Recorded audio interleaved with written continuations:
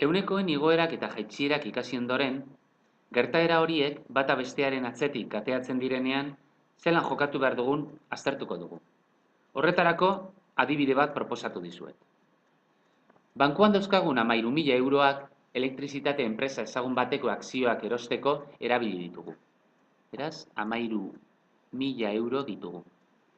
Lehenengo hilabetean, akzioen balioa 2,5 igo da. 2,5 igo egin da. Eta bigarrenean 3. Bigarrenean 3 gora. Zoritxarrez, 3. hilabetean 5% galera jasan dute. 5% behera. Eskerrak 4. hilabetean 1% igo egin direla. 1% gora. Zenbat diru jarraitzen dugu izaten? Hauetako aldakuntza bakoitzari aldakuntza indize bat dagokio. Lehenengoari 2,5 gora egin baldin badute akzioek, bere aldakuntza indizea 1,025. Gora 3 egin baldin badute, horren aldakuntza indizea 1,03. Beherakada bat jasan baldin badute, 0,85 kasu honetan. Eta 1% igoera 1,01. Beraz, 4 aldakuntza indize ezberdin ditugu. Bata bestearen atzean aplikatuko direnak, hau da, lehenik 13.000 bider 1,05 egin beharko dugu.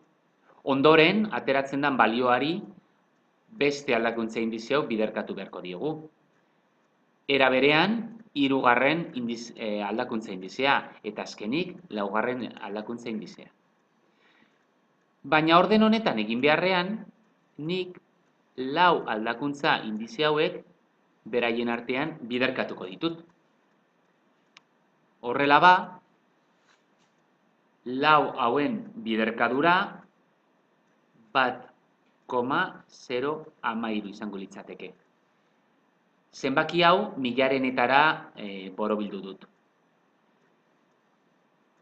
Biderkaketa hau egin ondoren, emaitza 13.169 euro izango litzateke. Beraz, 4 hilabete pasatu ondoren, hau izango litzateke gelditzen zaidan dirua. Galdetuko baligute, oro har zein izan den akzioen aldakuntza 100-kotan, aldakuntza indize honetan fijatu beharko ginateke. Hau da, honi erreparatzen baldin badiogu, 1,5 denez, igoera bat da. Eta igoera hori zenbatekoa da. Honi begiratuta, 1,3. Beraz, oro har akzioak 4 hilabetetan 1,3 igo egin dira. Orain zuen kontura, ariketa hau ebatziko duzue. Hasieran 6.500 euroko kantitatea duzue eta 3 aldakuntza ezberdin jasan dituzte. Beraz, zein izango da amaierako kantitatea?